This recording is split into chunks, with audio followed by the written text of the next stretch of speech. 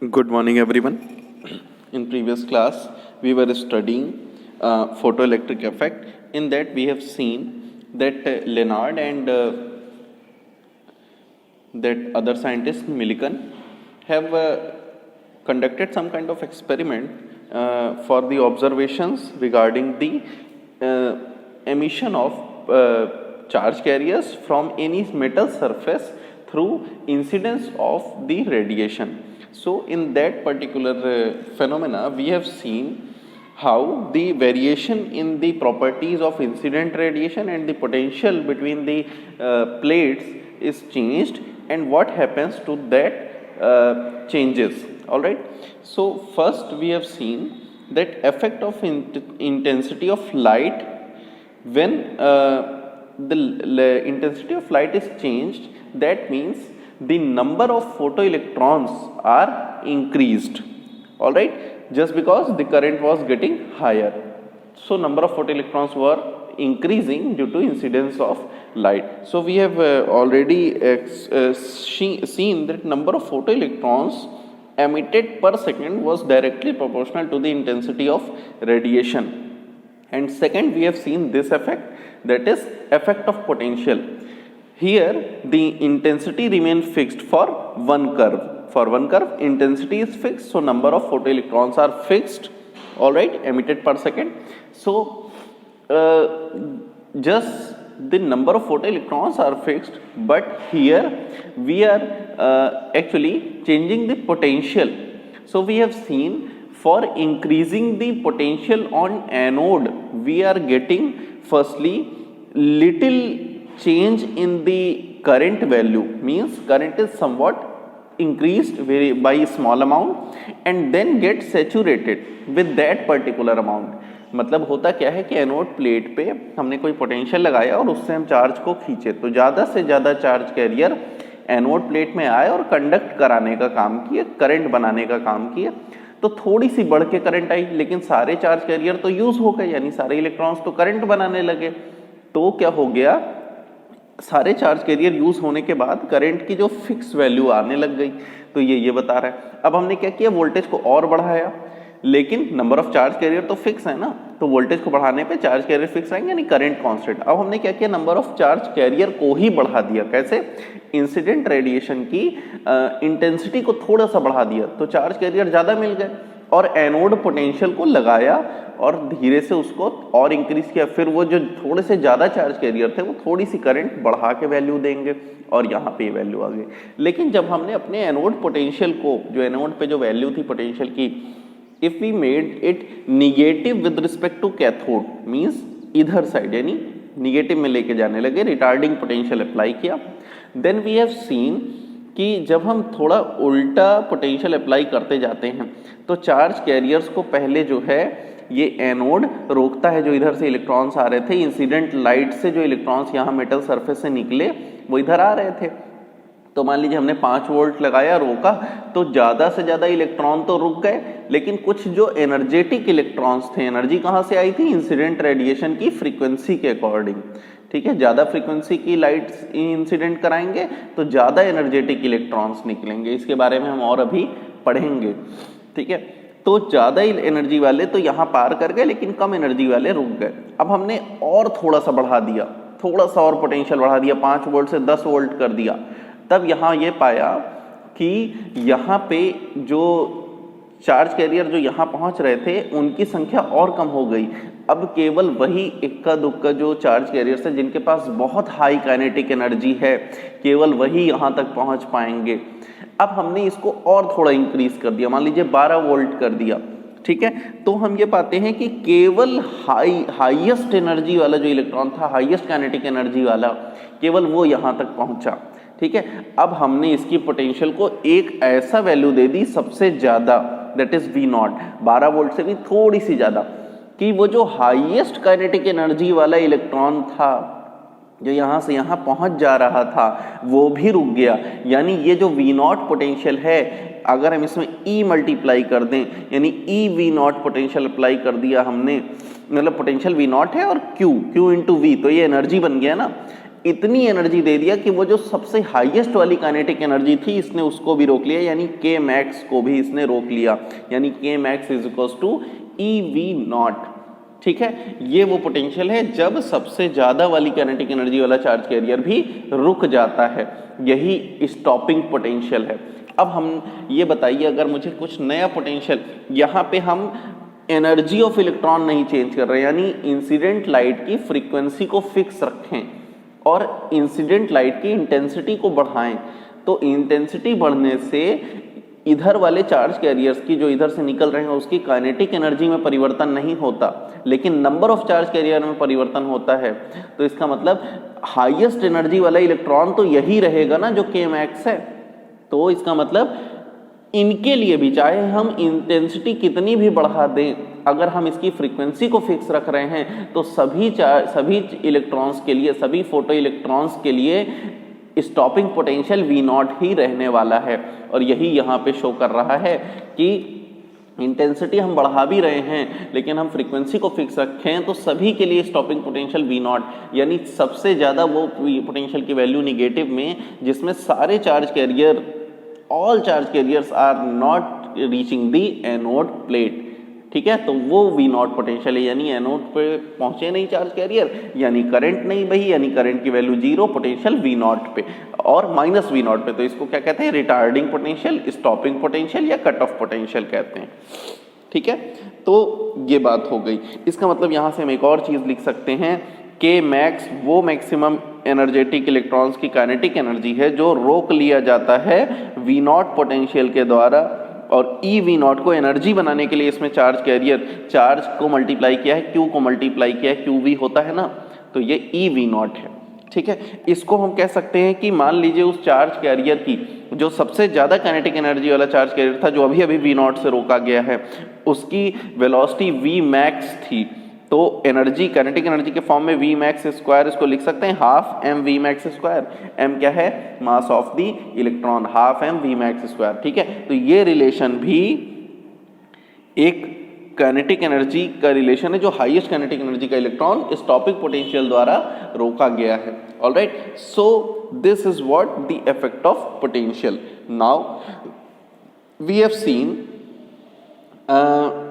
that the stopping potential is independent of intensity। क्या कहीं intensity की बात है? नहीं, किसी भी इंटेंसिटी के लिए स्टॉपिंग पोटेंशियल सेम है अगर फ्रीक्वेंसी सेम है। Now next is the effect of frequency of incident radiation on stopping potential. किसकी?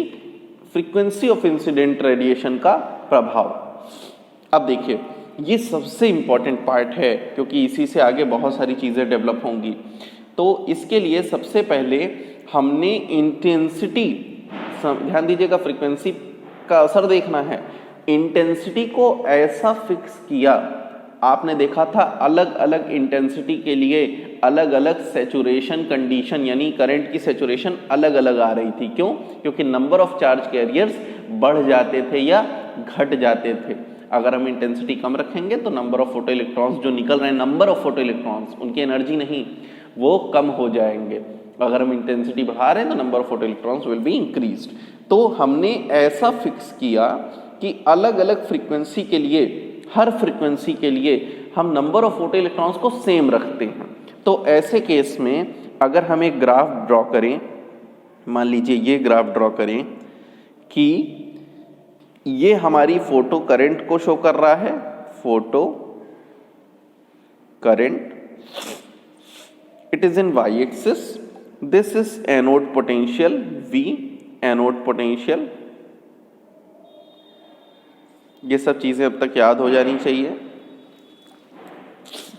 This will be the retarding potential,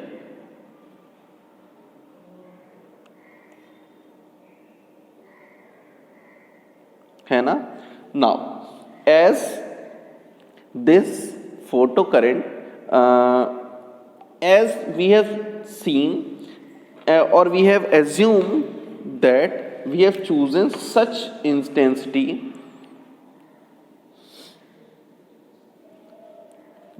we can write the intensity is so adjusted for each frequency, अलग अलग frequency पे भी हम पढ़ाई करेंगे यहाँ पे, for each frequency that saturation current remains same.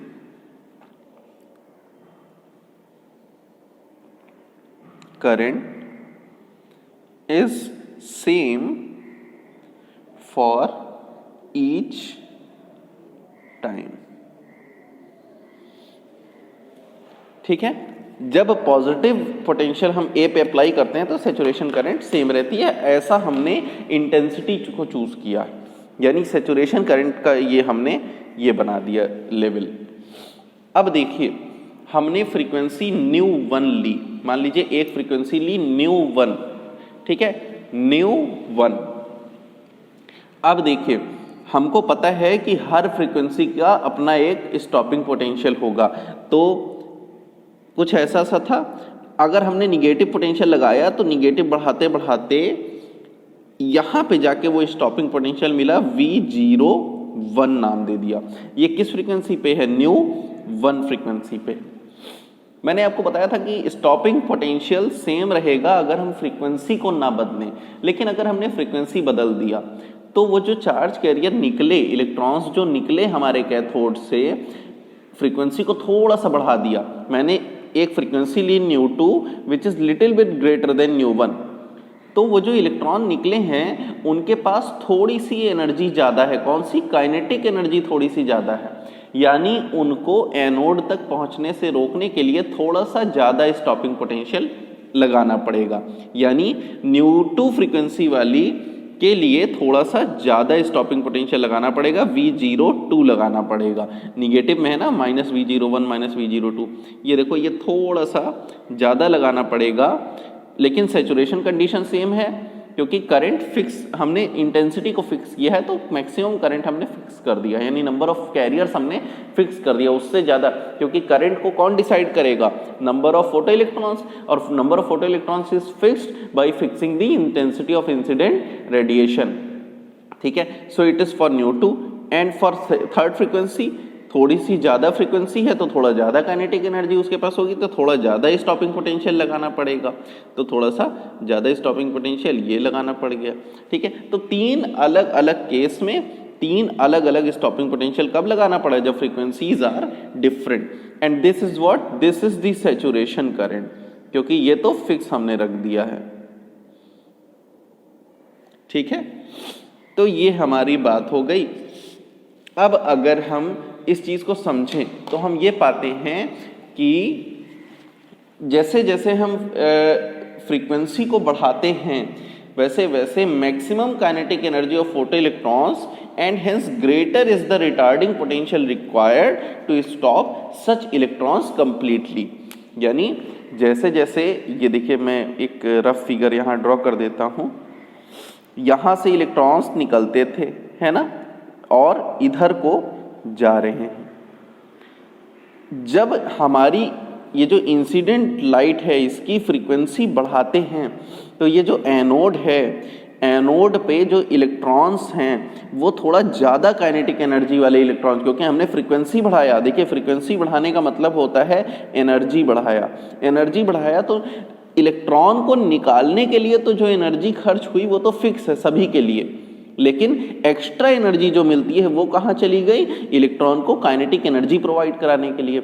अगर हमने ज़्यादा फ्रीक्वेंसी की एनर्जी इंसिडेंट लाइट करवा दी तो उसके पास ज़्यादा एनर्जी है, कौन सी? काइनेटिक एनर्जी ज़्यादा है, तो उस ज़्यादा काइनेटिक एनर्जी वाले इलेक्ट्रॉन को यहाँ तक पहुँचने से रोकने के लिए यहाँ ज़्यादा V0 अप्लाई करना पड़ेगा, थोड़ा सा, जो हमने पिछले में अप्लाई किया था K मैक्स में, उससे थोड़ा सा ज़्यादा। यानी अब K मैक्स हमारा बढ़ गया है तो V0 की वैल्यू भी थोड़ी बढ़ जाएगी। ठीक है, तो ये बात हो गई हमारी इस ग्राफ के लिए। नाउ नेक्स्ट इज, अगर हम इसी ग्राफ को प्लॉट करें फ्रीक्वेंसी ऑफ इंसिडेंट रेडिएशन और स्टॉपिंग पोटेंशियल को बीच में, ठीक है, थोड़ा सा ग्राफ के केवल हम एक्सिस में बदलाव कर रहे हैं, एनोड पोटेंशियल की जगह हमने यहाँ अप्लाई किया, ध्यान दीजिएगा, we are applying stopping potential here and here this is frequency of incident radiation.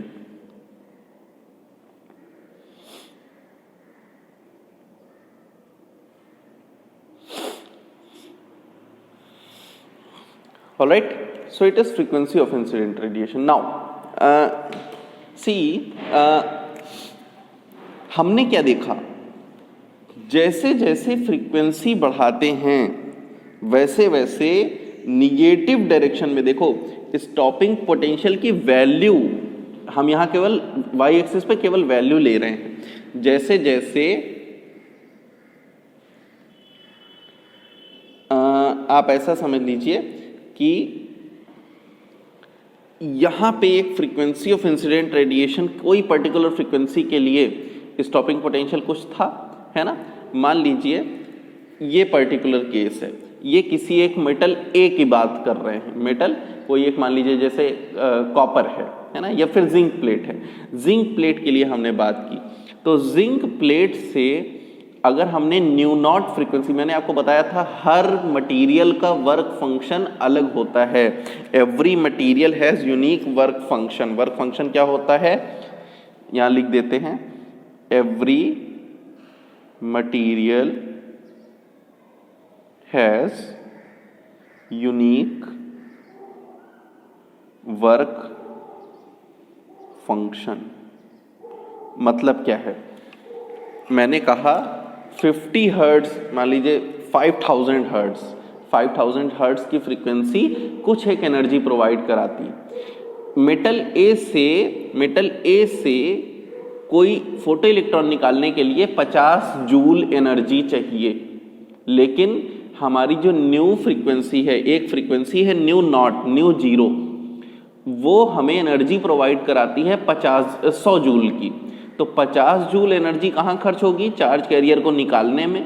बाकी बची 50 जूल एनर्जी कहाँ जाएगी, उसी चार्ज कैरियर जो निकले उसको काइनेटिक एनर्जी प्रोवाइड कराने में। और यही 50 जूल एनर्जी जो काइनेटिक एनर्जी हो गई, उसको हमें रोकना है किसके थ्रू, स्टॉपिंग पोटेंशियल के थ्रू। तो स्टॉपिंग पोटेंशियल 50 जूल वाली के लिए जैसे जैसे, अब होता क्या है कि जैसे जैसे हम फ्रीक्वेंसी बढ़ाते जाते हैं वैसे वैसे ज़्यादा एनर्जी निकलती जाती है ना। ज़्यादा एनर्जी मिलेगी तो ज़्यादा ही स्टॉपिंग पोटेंशियल लगाना पड़ेगा। ये किसके लिए हो गया, ये किसी एक टाइप के मेटल के लिए हो गया, क्योंकि निकालने के लिए जो एनर्जी चाहिए होती है वो तो फिक्स है ना। एक बार चार्ज कैरियर निकल गया, मेटल ए है मान लीजिए, एक बार फोटो इलेक्ट्रॉन्स एक सरफेस से निकल गए, मेटल ए से निकल गए, तो निकालने के लिए कितनी फ्रीक्वेंसी लगी, न्यू नॉट। इसीलिए ये जीरो पे है, और जीरो पे स्टॉपिंग पोटेंशियल जीरो है ना। न्यू नॉट फ्रीक्वेंसी है ये, न्यू जीरो। अब एक्स्ट्रा थोड़ी थोड़ी फ्रीक्वेंसी इसमें और बढ़ा है उसी मेटल ए के लिए, तो हम पाते हैं कि हमें स्टॉपिंग पोटेंशियल हमारा बढ़ता जाता है। इसी तरह मान लीजिए कोई दूसरा मटेरियल लिए, जिंक की जगह कोई और प्लेट ले लिए, ठीक है। अब वो दूसरा हो गया ना, तो उसके लिए जो चार्ज कैरियर हमें निकालना है उसके लिए हमें थोड़ी सी एक्स्ट्रा एनर्जी चाहिए, यानी इनिशियल एनर्जी ही हमें थोड़ी ज़्यादा चाहिए। मान लीजिए ये है न्यू नॉट डैश, देखिए ये है फ्रीक्वेंसी, लेकिन मैं एनर्जी क्यों बोलता हूँ, क्योंकि आपको फॉर्मूला पता होगा, E = H न्यू। H एक फिक्स क्वांटिटी है, न्यू फ्रीक्वेंसी है। फ्रीक्वेंसी जितनी ज़्यादा होगी एनर्जी उसके पास, उस लाइट रे के पास, लाइट वेव के पास उतनी ज़्यादा एनर्जी होगी, ठीक है। तो न्यू नॉट डैश फ्रीक्वेंसी थी सबसे पहले जो इंसिडेंट कराई गई मेटल बी में। मेटल बी में मान लीजिए कोई दूसरा मेटल है, मेटल बी। तो अब क्या है, उसको इनिशियली ही, शुरू से ही थोड़ी सी ज़्यादा एनर्जी चाहिए इंसिडेंट लाइट। देखिए इतना एक्स्ट्रा फ्रीक्वेंसी खर्च करनी पड़ गई ना मेटल बी के लिए, यानी एक्स्ट्रा एनर्जी खर्च करनी पड़ गई मेटल बी से चार्ज कैरियर निकालने के लिए। ये लाल वाली रे, ये लाल वाली जो हमारा कर्व है, ये तभी पॉसिबल है जब फोटो इलेक्ट्रॉन निकलें, तभी ना स्टॉपिंग पोटेंशियल लगाएंगे। रोकना किसको है, पार्टिकल को। पार्टिकल के पास क्या है, काइनेटिक एनर्जी। काइनेटिक एनर्जी को अपोज कर रहा है स्टॉपिंग पोटेंशियल। तो काइनेटिक एनर्जी तब होगी जब पार्टिकल निकलेगा बाहर, यानी न्यू नॉट एनर्जी वो मिनिमम एनर्जी है, या न्यू नॉट फ्रीक्वेंसी वो मिनिमम फ्रीक्वेंसी है जिसको अप्लाई करने पे मेटल ए से फोटो इलेक्ट्रॉन्स निकलते हैं। मैं फिर से रिपीट कर रहा हूं, न्यू नॉट फ्रीक्वेंसी की रेडिएशन वो मिनिमम फ्रीक्वेंसी रेडिएशन है जिसको हमें लगाना ही लगाना है मेटल ए से फोटो इलेक्ट्रॉन निकालने के लिए। मेटल बी से फोटो इलेक्ट्रॉन निकालने के लिए अगर हमने न्यू नॉट फ्रीक्वेंसी इस्तेमाल करी तो मेटल बी से कोई भी चार्ज कैरियर नहीं निकलेगा। वाई? क्योंकि मेटल बी से चार्ज कैरियर निकालने के लिए मिनिमम फ्रीक्वेंसी कितनी चाहिए? न्यू नॉट डैश, और न्यू नॉट डैश जो है वो न्यू नॉट से ज्यादा है। ठीक है, तो ये हो गई हमारी थ्रेशोल्ड फ्रीक्वेंसी। कौन सी फ्रीक्वेंसी इसको कहते हैं? बाउंड्री फ्रीक्वेंसी, जिसको आप कह सकते हैं कट ऑफ फ्रीक्वेंसी आप कह सकते हैं। लेकिन एक बार चार्ज कैरियर निकल गए तो फिर अब हम धीरे धीरे, देखो ये दाएं तरफ चल रहा है ना, यानी कर वैसे, यानी फ्रीक्वेंसी हम बढ़ा रहे हैं, तो अलग अलग फ्रीक्वेंसी के लिए अलग अलग स्टॉपिंग पोटेंशियल। क्यों? क्योंकि जो एक्स्ट्रा फ्रीक्वेंसी है न्यू नॉट से बड़ी, मान लीजिए मेटल ए पे मैंने इंसिडेंट कराया न्यू फ्रीक्वेंसी जो न्यू नॉट से थोड़ी सी ज्यादा है, तो न्यू नॉट और न्यू का डिफरेंस वाला जो एनर्जी गिवन होगा मेटल ए के लिए वो एक्स्ट्रा काइनेटिक एनर्जी के फॉर्म में इसमें होगा मेटल ए से निकले हुए फोटो इलेक्ट्रॉन्स में, और वो किसके द्वारा रोका जाएगा? स्टॉपिंग पोटेंशियल के द्वारा रोका जाएगा।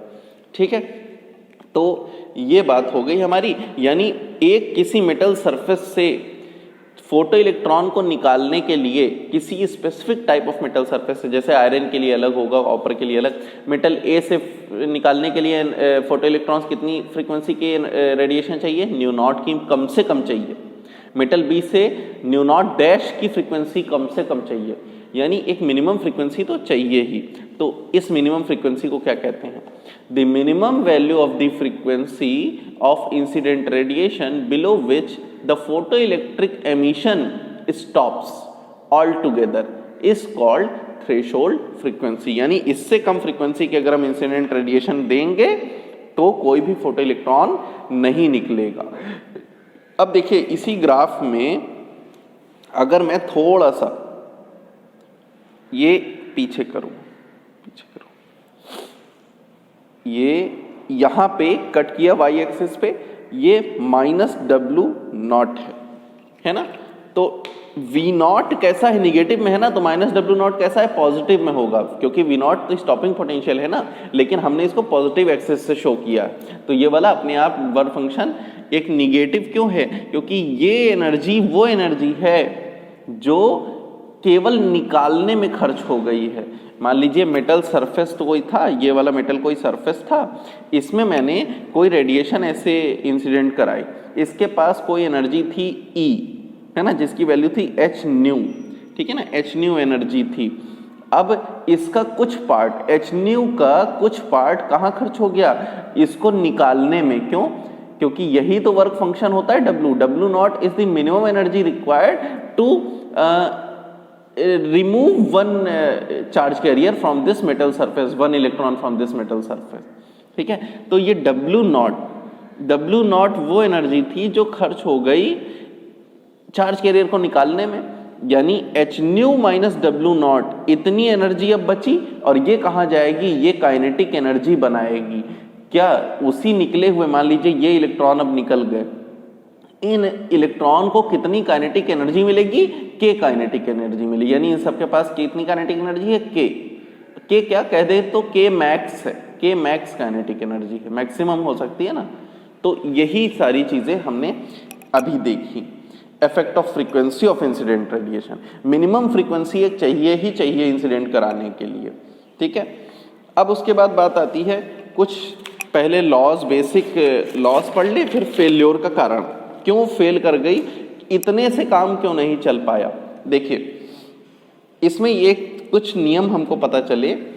एक निश्चित थ्रेशोल्ड फ्रीक्वेंसी चाहिए फोटो करंट निकालने के लिए, ये हमने देखा है ना, यानी हमको ये पता था कि सैचुरेशन करंट जो होती है वो इंसिडेंट रेडिएशन की इंटेंसिटी के प्रोपोर्शनल होती है। सबसे पहले हमने यही देखा था। ठीक है, फिर उसके बाद हमने देखा कि एक मिनिमम फ्रीक्वेंसी चाहिए निकालने के लिए। फिर उसके बाद हमने ये देखा था ये एक इंस्टेंटेनियस प्रोसेस है, जैसे ही लाइट इंसिडेंट होती है वैसे ही ये जो चार्ज कैरियर हैं ये एमिट होते हैं। लेकिन ये तो ऑब्जर्वेशन थी, है ना। अब हम वेव थ्योरी की बात करते हैं कि इस फेनोमेना को why photo electric effect could not be explain through this classical wave theory, क्यों नहीं एक्सप्लेन किया जा सका। ठीक है, तो इसके लिए अब हम बात करेंगे कि क्यों नहीं किया जा सका। सबसे पहले वेव थ्योरी के अकॉर्डिंग जो कि वेव है, वेव एक कंटिन्यूअस बिहेवियर है, कंटिन्यूअस। वेव थ्योरी के अकॉर्डिंग ये कंटिन्यूअसली एनर्जी प्रोवाइड करा रही है ना। तो इसमें से जो चार्ज, मान लीजिए ये मेटल सरफेस है, ठीक है ना, तो मेटल सरफेस से यहां से रेडिएंट एनर्जी कंटिन्यूअसली एब्जॉर्ब हो रही है ना, रेडिएंट एनर्जी जो है वो कंटिन्यूअसली एब्जॉर्ब हो रही है, यानी एक कंटिन्यूअस फॉर्म में, एनर्जी के फॉर्म में एमिशन होते रहना चाहिए था।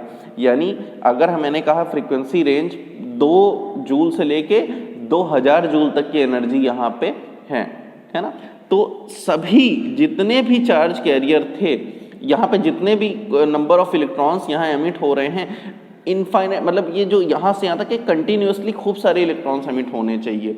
ठीक है ना, इसका मतलब क्या है, जितना ज़्यादा हम एनर्जी देंगे, या कह सकते हैं we can say that the greater the intensity of incident radiation, greater will be the amplitude of electric and magnetic field and greater should be the energy density of the wave. Hence higher intensity should liberate photoelectrons with higher kinetic energy, है ना। Higher intensity वाली जो light होगी according to wave theory, wave theory को मैं WT से लिख रहा हूं, वेव थ्योरी हायर इंटेंसिटी का मतलब होना चाहिए था higher kinetic energy of the emitted photo electron, लेकिन ऐसा नहीं था ना। हायर इंटेंसिटी से फोटो इलेक्ट्रॉन डिपेंड कर रहे थे, काइनेटिक एनर्जी डिपेंड नहीं कर रही थी, जहां हमने अभी पीछे पढ़ा तो, ठीक है ना। हायर काइनेटिक एनर्जी ऐसा वेव थ्योरी चाहती थी, ठीक है।